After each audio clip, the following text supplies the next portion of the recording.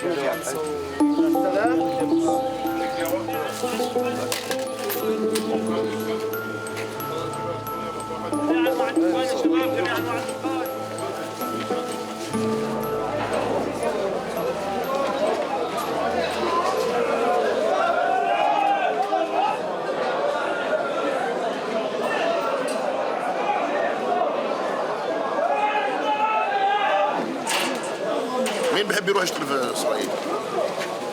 واحنا هان في شركه العمال بالذات ما حدا بيلتفت لنا، مع انه عماد الاقتصاد الفلسطيني العمل في اسرائيل للاسف صار يحوجونها زي ما عندنا اقتصاد وطني. ما عندنا ميه للزراعه. ما عندنا تسويق للزراعه. مين سائل في هذا الشعب؟ يعطونا ميه، يفتحوا لنا اسواق. ليش كل البضاعه الاسرائيليه معبيه اسواق الضفه؟ مين مفكر فينا في كل سواء اسرائيل او فلسطين؟ وفر لي فرص عمل في داخل الضفه الغربيه بنص القيمه وريح من هذا الارهاق.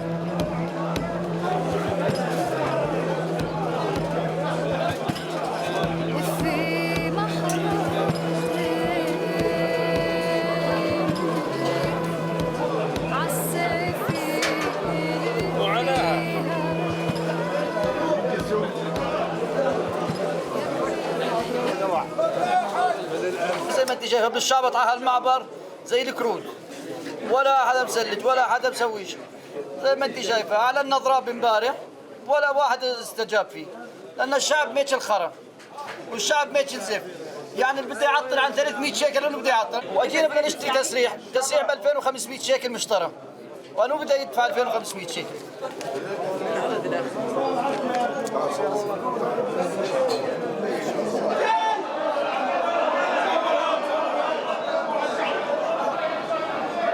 يعني من نص ساعة لساعتين، حسب كيف الجندي جوا في الغرفة. في ناس سافت وفي ناس ماتت على المعبر. يعني يوم هذا الحكي مع كل واحد معرض له.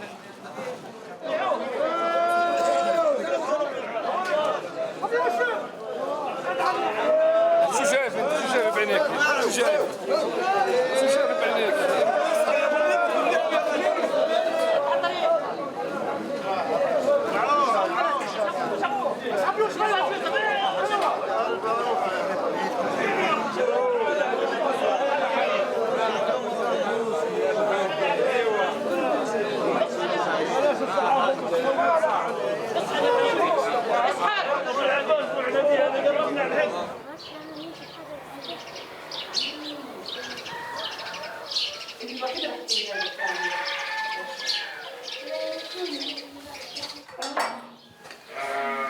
وكثير متعبة شغلة المحسوم، بتعرفي نلزع بعض، ناس بيتعبوا، ناس على صدرهم، في مرات عمال بيموتوا على المحسوم.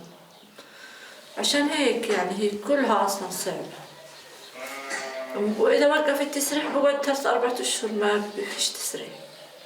يعني نفسنا نبني على ظهر الدار تكون غرف أكثر للأولاد. إن شاء الله ربنا بيحسن الأحوال. بس ممنوع إذا بتقدروا. إذا على ظهر البيت بنقدر نغامر، مع إنها منطقة سيمة ممنوع البناء.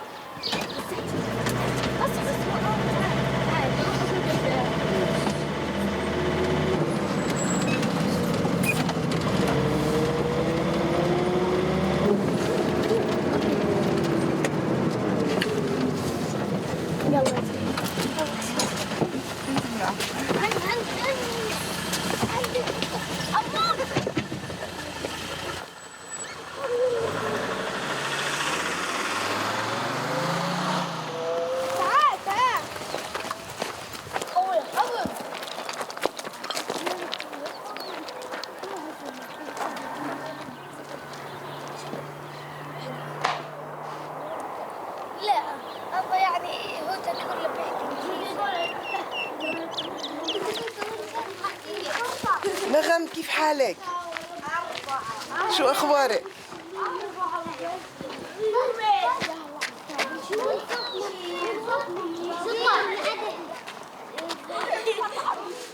معي عهد أنا. خليني أسوي إيش؟ مش عارف إذا حكوا مع التربية ولا. بدك تضحكي. عند المصاحب.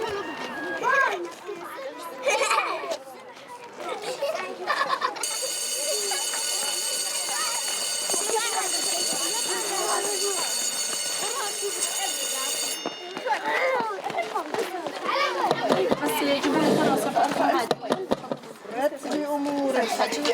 يلا مسافات رابع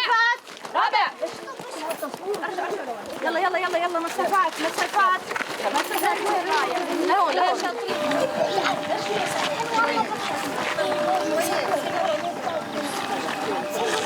أشرقت خيوط الشمس الذهبية على أرض فلسطين الغالية. صباح الخير يا وطني، صباح الخير يا أرضا عشقناها مدى الزمن. تحية فلسطين، تحية فلسطين حرة.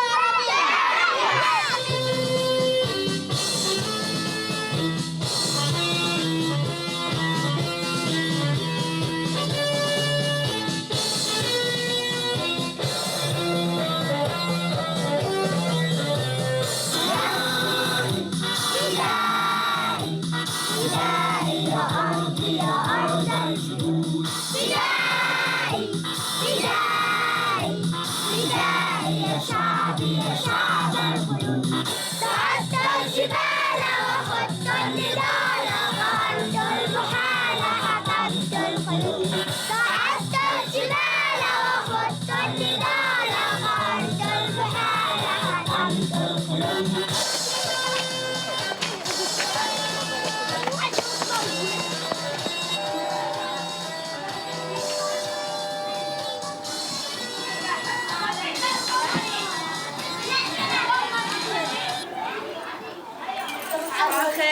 صباح النور عالد النور وانتي وردة واحنا زهور.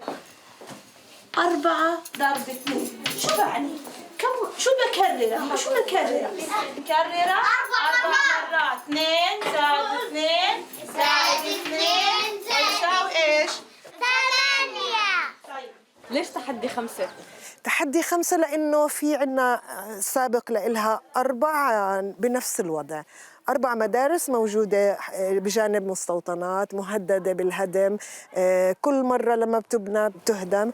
الطلاب من بداية هم عارفين هي المنطقة اللي هم فيها هي مهددة بكاملها، جبدير بكاملها مهددة بالخطر. لأن بالنسبة للمدرسة إحنا في عنا جبل الفرديس معروف كتير، ورا جبل الفرديس في عنا مستوطنة، هاي المستوطنة هي اللي مأثرة كتير على المدرسة لأنه بفكروا إنه يعملوها امتداد لمستوطنة معالي أدوميم.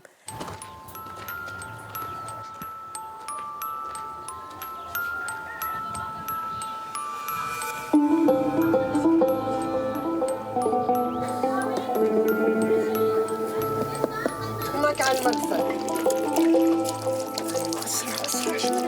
يلا حسن خلص يلا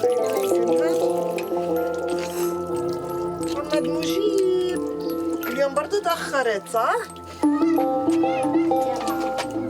يلا حسن سكر المي مظبوط. غسل تمك حسن، تمك مش مغسل. عندنا ساحة الطلاب هذه اللي طبعاً كلها خطر في خطر، أنا بعرف هذا الشيء لأنه هاي لا تعتبر ساحة، لكن بنأمل إن شاء الله إنه إحنا نقدر إن نسفلتها. طبعاً ممنوع أحط سور، ممنوع أحط زفة الأرض، ممنوع أدخل أي آلية إنها تشتغل معاي هون، لأنه أي آلية بدها تدخل رح يصدروها على طول. ممنوع أسكر المدرسة، أحط السياج، حتى لو أي إشي وقع على سطح ممنوع أحط سلم أطلع فوق السطح، ما بقدر. عندنا مشكلة السقف اللي هي معروف يعني بالمطر بتدلف وهيك، ولكن بنحاول جاهدين إحنا إنه إحنا نسيطر على الوضع.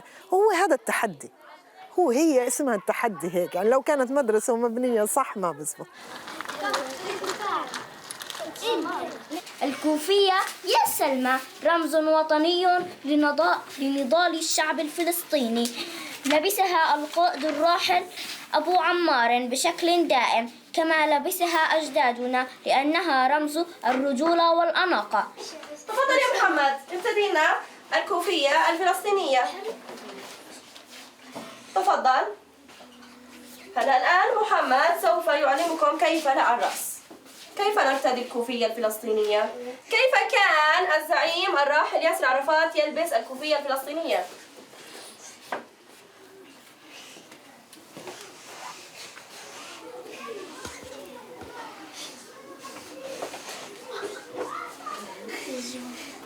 بالطريقة هاي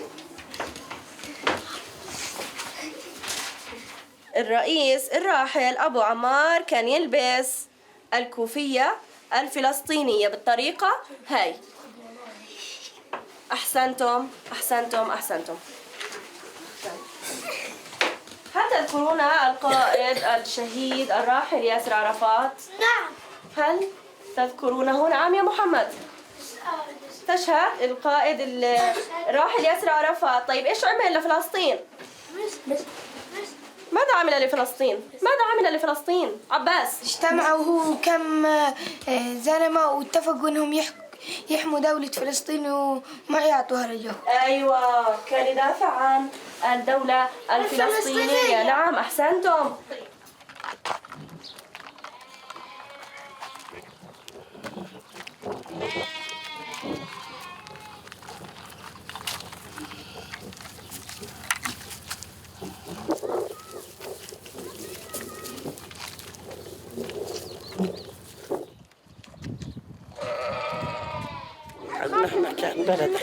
راحة بلده ما بقدر يتخلى عنها حتى لو انها مضايقة علينا. انا والله انا واليهود مرادسة، زرعت زيتونات قبل 35 سنة 37 سنة، هاي ما بوصلهنش والله بروح اسرقهن سرقة بس هي المهم ما صالحين من المستوطنين.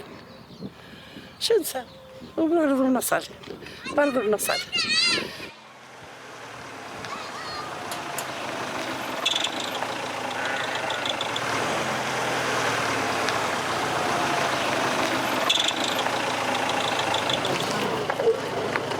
يا زي الحيوان عارف انه مش سبحان الله يعني مش عارف.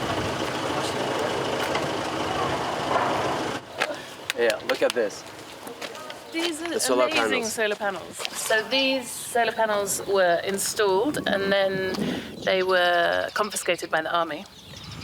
And because it was funded by the EU, a lot of international governments complained. One in particular, I don't know.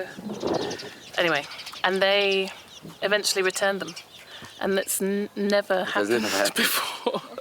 So these are like quite amazing. The solar panels They're of like the cats of solar panels, the ones with the 9 lives. Miraculous solar panels. Yes.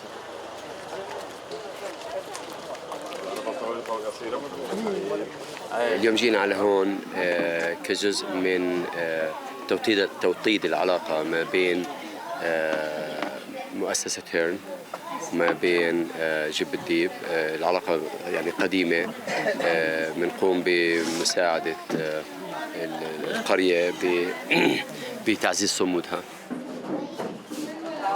بيميز هاي القرية عن غيرها إن هي يتم إدارتها إن صح التعبير من قبل نساء. شوية شباب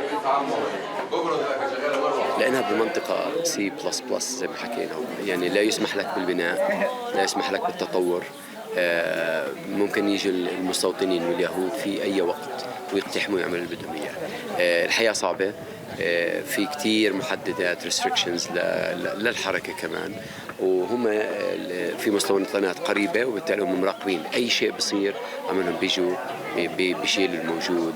مع أنه نحن بنحكي عن قرية بسيطة عدد سكانها بسيط، ناسها بسيطين، يعني هي لا تؤثر على أي حد في العالم كله، لكن يعني أنا بدي أقول إنه هذا احتلال، والاحتلال يعني هذه طبيعة عمله.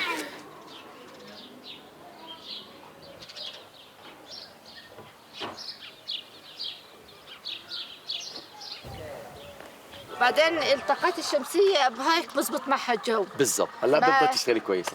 هي بتشتغل الحمد لله كويس، بس هيك عطائها أحسن. أكيد أكيد. يعني هلا بتخدم مين؟ بتخدم كل القرية إن شاء الله. إن شاء الله. يعني في موافقة في كمان. في ثلاجات عندكم مثلا؟ طبعا أكيد ثلاجة، بس بقت القرية لها 50 سنة بدون كهرباء. الحمد لله. الحمد لله رب العالمين. ممتاز. طبعا هذا كله بجهود المرأة، كل احترام. طبعا نساء جب الذيب ما شاء الله عنكم معروفات. سيدات جب الذيب ما شاء الله، يعني هم اللي انجزوا هذا الانجاز اللي في القريه. كل احترام. شو كان ناقص على القريه حاولنا نحصله، سوبر ماركت، مكتبه، مخيطه. ممتاز. الحمد لله، وان شاء الله تصير تحسن اكثر من الامام للامام. الله يعطيك العافيه. الله يعافيك. شكرا. اهلا وسهلا فيك. وبنشوفكم ان شاء الله، بنضل على تواصل مع بعض ان شاء الله. شيء اكيد. لا زياراتنا لازم تزيد، بنفعش ان شاء الله.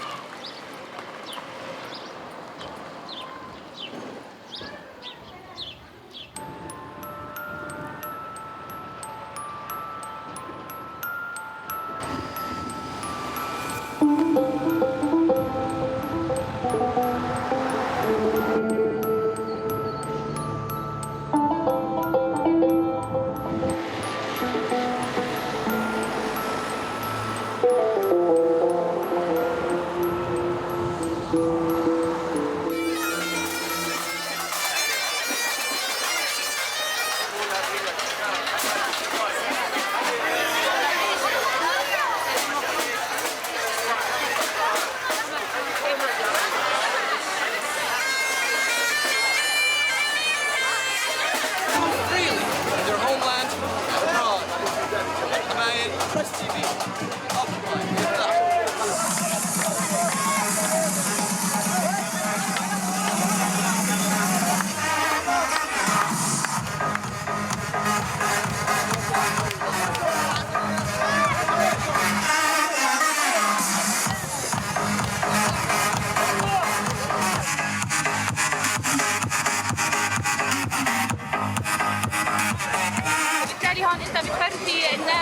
بخبرهم إنه كيف إنه يعني كان بإمكانهم اللي 42 كيلو يركضوا للخليل ويرجعوا عشان يعملوا نفس المسافة بدل ما إنه يركضوا مرتين، بس لأنه إحنا بسبب الحواجز بسبب كل يعني المشاكل الموجودة اللي بتمنعنا إنه فعليا نركض للخليل ونرجع.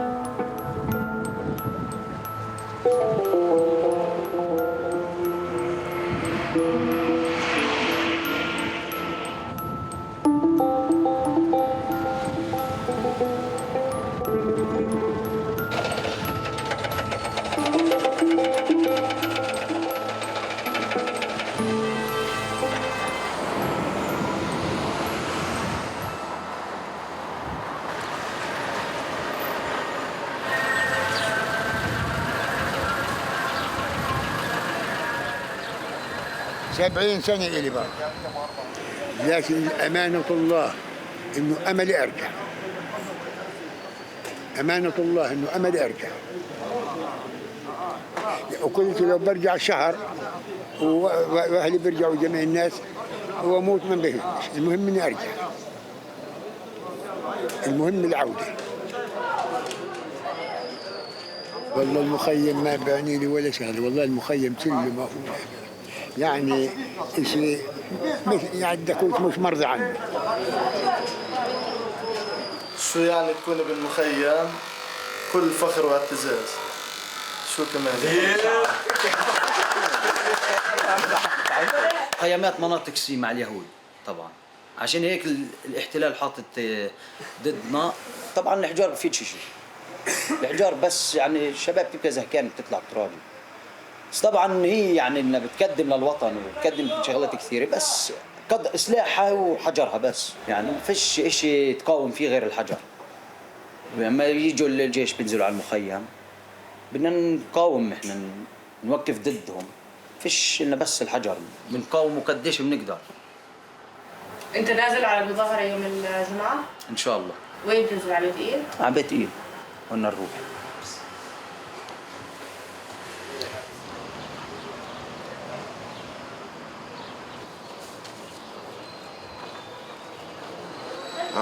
بلش يلعب معي في النار، العب. هاي خلاص يمه ولا ايش بدك تفصلها.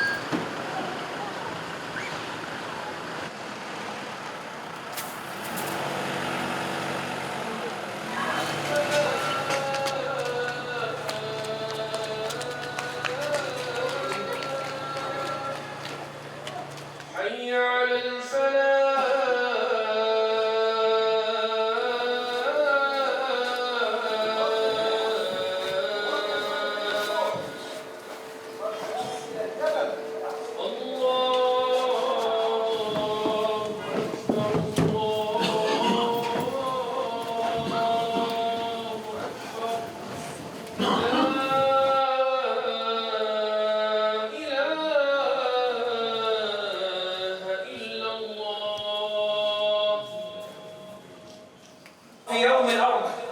الأرض إلى أين؟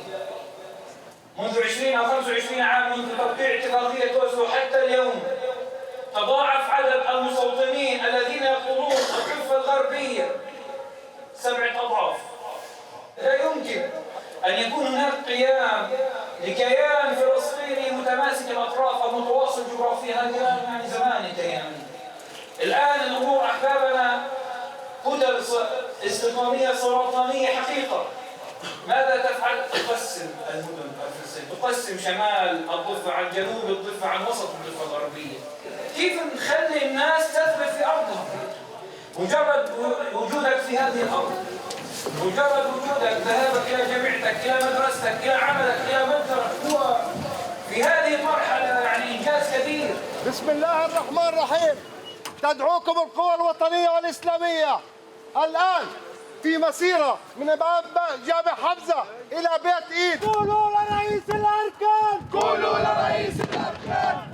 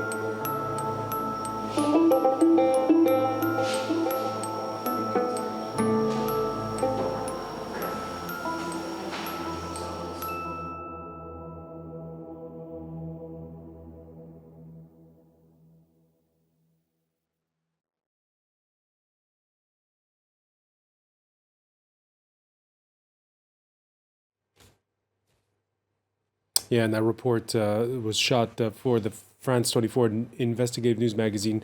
Reporters were talking about it in a special edition of The World This Week ahead of the 70th anniversary of the founding of the State of Israel for the Palestinians. That's the Nakba, the catastrophe. And we ended on those images, Gil Mahaley, of the signing of the Oslo Accords in that museum. Just to remind our viewers, a lot of what we saw in that report is the way that the Palestinian territories were carved up. It was supposed to be a temporary solution after those Oslo Accords. Zone C, where most of we saw that report, that's the area where it's administered and patrolled by the Israelis. Your thoughts on what struck you when you watched that report and you look at this anniversary that's coming up? Well, there are two anniversaries. The 70th anniversary of Israel, and I think coming September will be the 25th anniversary of the Oslo Accords. I think that there was an opportunity, and the opportunity was missed. The situation today is that, judging from the results of the recent Israeli elections, 2 or 3 campaigns back, there's no majority for a negotiated solution with the Palestinians. For the majority of the Israeli electorate, the last time Israel tried something sincerely in 2005, the withdrawal from Gaza, proved to be a mistake. And the fact that what's recently happening on the Israeli-Gaza border under the flag of the return is not to calm the Israeli suspicion that they want everything and not just half of it.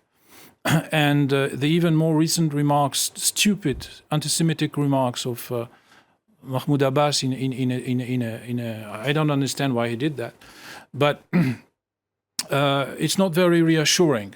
So the political situation today is Israelis don't believe anymore in a negotiated solution, and it's quite comfortable. The security situation is bearable. The economy is doing well. There is quite a functional welfare state, and so nothing really pushes the Israeli public opinion to change its views. Luke Baker, as a former Jerusalem correspondent, what struck you when you watched that report? I think really what it says to me is that when you look at, we're talking about an anniversary of 70 years, whatever time frame you cut it, you slice and dice it over, Israel is really looking in a very comfortable and strong position. There's no Palestinian state. It controls 60% of the West Bank. That area C you talk about is about 60% of the territory of the West Bank. The Palestinians' economy is extremely dependent. Well, it struggles anyway, but I mean, around almost 100,000 Palestinians try to leave the West Bank to enter Israel each day to work. And that's what we saw at the beginning of that film. You see how much the economy is both dependent and being strangled by the Swiss cheese creation that you have there on the map. You've got a leader, as Gil said, who is no longer has the confidence of the people, who can come out with anti-Semitic comments, who really doesn't have a sense of where he's taking the country. Now, you can say that that's also obviously a part of an occupation since '67 and the problems that have come from that. But what it really says to me is that was a film very much made from a Palestinian point of view, showing a narrative of all the struggles they have every day, and it shows you the intense penury that people are living in and the intense difficulty they will have to get the type of political representation to make a real legitimate engagement with Israel. But on the other hand, Israel has no real desire to engage. As Gil said, the status quo as it stands has favored Israel at every step. And in recent years, that's only been strengthened. And since Trump has come into office, it's only really the cards have been ever more stacked in Israel's favor. Christopher Dickey? Well, the Palestinians don't really have any tools at all to work with. They don't have economic tools. They've basically forsworn violence. You see the rock throwing. There was a little bit about that in the film. But terrorism is not a major threat for Israelis now, or at least they don't feel it. They don't sense it the way they did in, say, 2002 or other times. We're looking at a regional war possibly with Iran, but that won't help the Palestinians very much. So in fact, the Palestinians have nothing to work with. Before, they at least had a diplomatic framework to work with, but that has gradually been whittled away. Nobody in America, at least no administration, certainly not the administration of Donald Trump, talks about returning to the 67 borders. There's no moral suasion, there's no political, there's no diplomatic, there's no economic, and there's no military or terrorist tool that is being used or can be used to change the complacency of Israel that Gil and Luke are talking about. So they're screwed, actually. I mean, that's the bottom line. And to add a certain, insult to injury, if you like, the United States will recognize, or has already recognized, Jerusalem as Israel's capital, and that will, the day before... West Jerusalem, yeah. West Jerusalem, yes, exactly. And so, U.S. dignitaries will be in Jerusalem to recognize the movement of the embassy to Jerusalem. Who knows if other countries will follow, but that's a real sort of thumb in the eye, if you like, to the Palestinians the day before they recognize or they mark the Nakba, which they call the catastrophe, the day after Israel's founding. But, I wrote something about this when that was announced. You can't kill the peace process that's already dead. And it's been dead for a while. I mean, would you disagree with that, Gil? Yes, I mean... Yes, you would disagree? I fully agree, and we have to look at it from the point of view of the public opinions, because we need to create a legitimacy for a solution. And what happened since the Oslo agreements, there was the mounting power of Hamas with the devastating suicide attacks in Tel Aviv and Jerusalem during the 90s, and then the second Intifada after Camp David, and then the withdrawal from Gaza, which gave considerable hope, knowing that it came from the right. It was Ariel Sharon, the architect of the colonies, and that colonies were dismantled. And even though it was not directly negotiated with the Palestinians, there was real hope that it will create trust, and it didn't. So today we have, the problem is there's a bankruptcy of trust. I mean, the thing about this year is really we're looking at 70 years of the Israeli state, 25 years of the Oslo Accords, but essentially the death of the Oslo Accords, because with this move of the Israeli embassy into Jerusalem, you're killing, in fact, a fundamental feature of the Oslo Accord, which was Jerusalem as East Jerusalem as a capital of a Palestinian state. So in effect, it's the death of the two-state solution. The Palestinians, after this move by Trump, the U.S., whatever kind of broker it was always pro-Israeli, but was seen as at least a broker that could manage to get something done. That's just, there's no table anymore. So the Palestinians are not going to be part of the peace process. There is no peace process. And you were saying earlier, Gil, how Israelis right now can live with this, can block it out, what's going on. On the hashtag F24 debate, one reaction from a viewer The occupation will destroy Israel by making a Palestinian state impossible. By annexing the territories, Israel will inherit millions of Palestinians. Equal rights means an end to the Jewish state because you cannot have a Jewish state if the majority are not Jewish.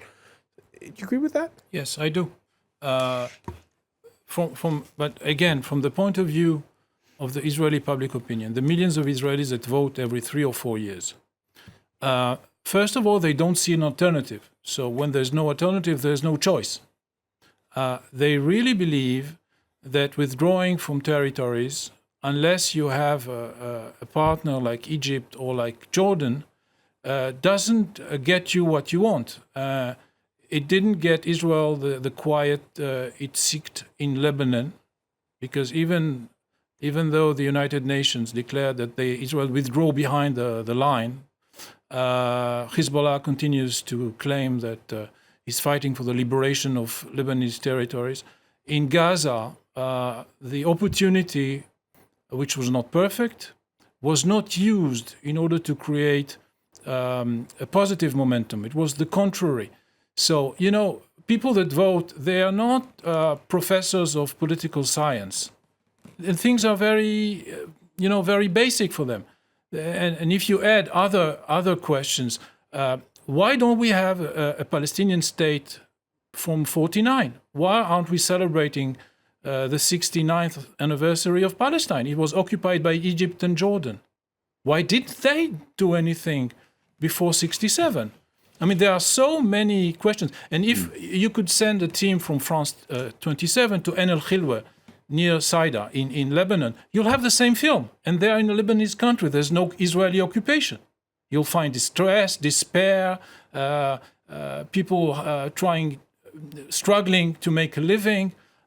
So there is a general situation where Israel is only one of the actors, but it's the only accused.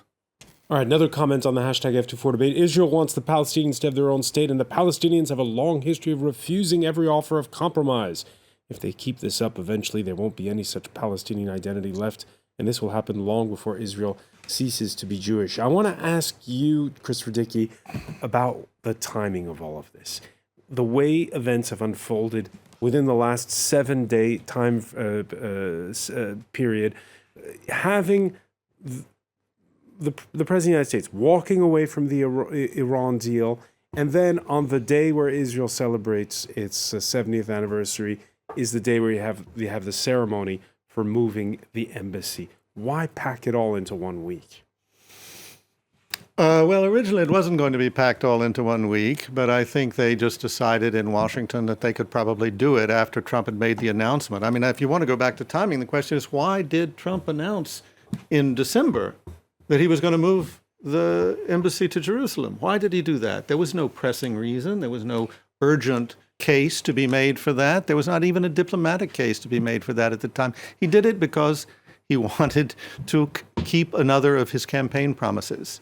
And what we've seen with Trump again and again is that he made promises that from a geopolitical point of view, from a diplomatic point of view, were insane when he was running for the presidency, including to tear up the nuclear agreement with Iran.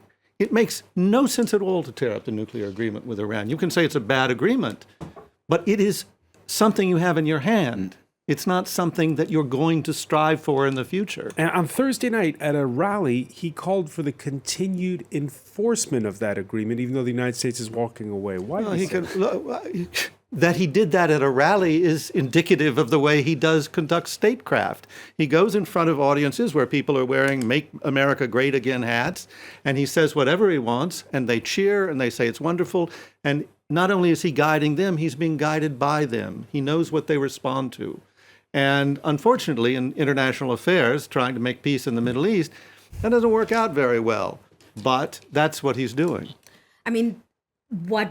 Taking it forward from now, what is actually critical is how Europe manages to respond to this. Right. Whether this deal is absolutely completely dead, regardless of whether Iran will, of course, accept it. And is it a seminal moment for Europe? It is. I do hope that Europe manages to show some teeth. I doubt it, actually, although Europe did manage to circumvent the sanctions on Cuba. But I mean, what strikes me is how, this was a deal on the nuclear issue.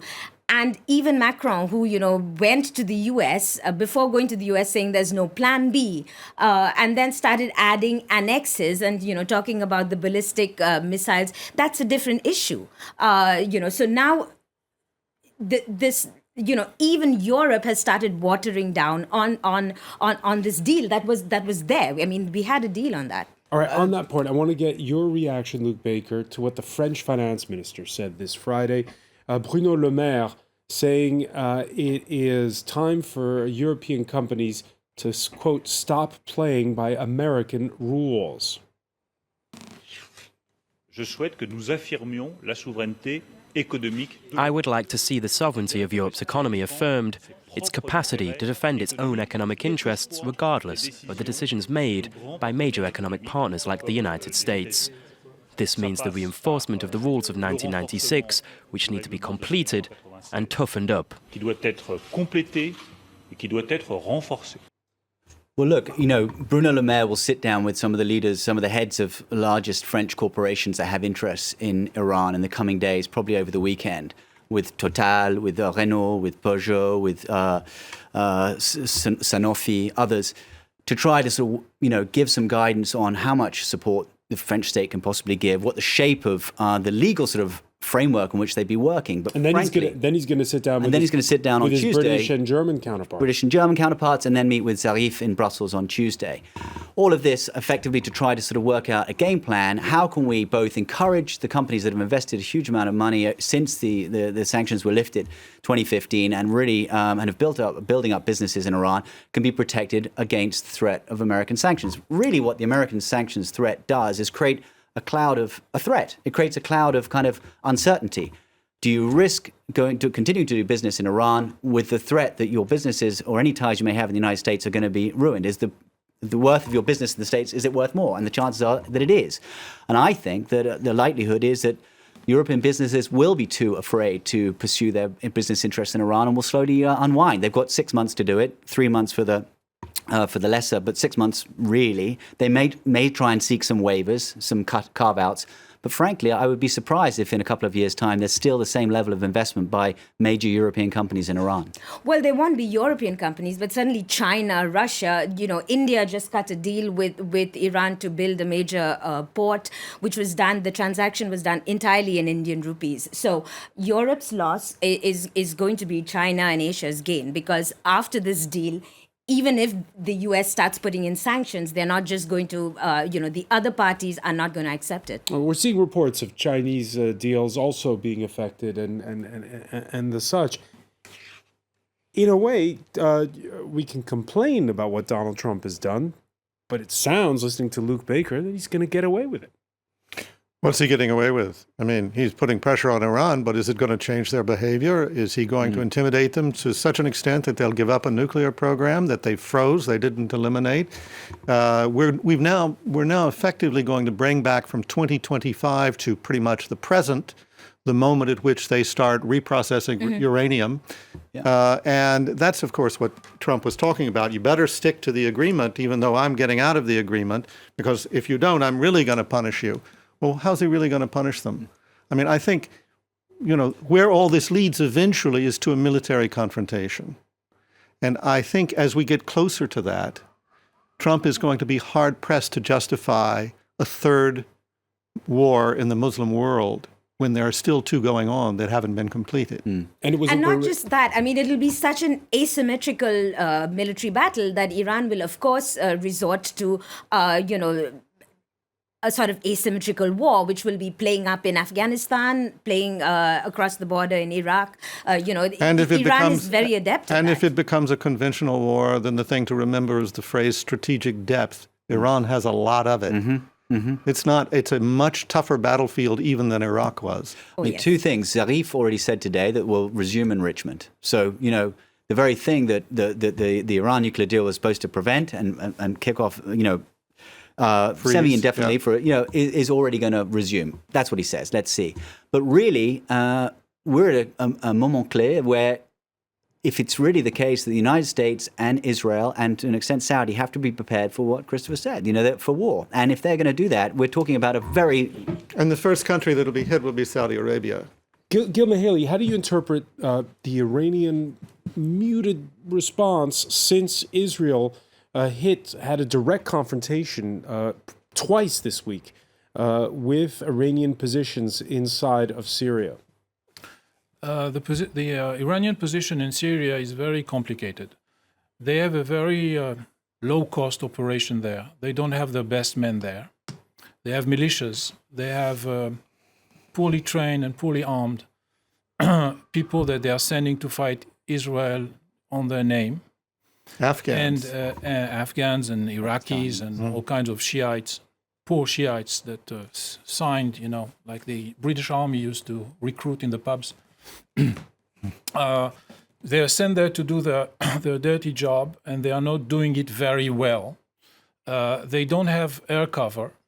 They don't have anti-aircraft capabilities. They don't have satellites. So they, on the other hand, they are ruthless. Remember what they did to the French in the 80s. They kept going after them until the French asked themselves who might get us out of problem, and they went to the Iranians and said, yes, you owe us some money on the Eurodif, on the uranium, and we think that you are helping the Iraqis. So if you deal with that, you don't have an hostage problem. So the Iranians will back up, and then they will continue because they can suffer losses, they can suffer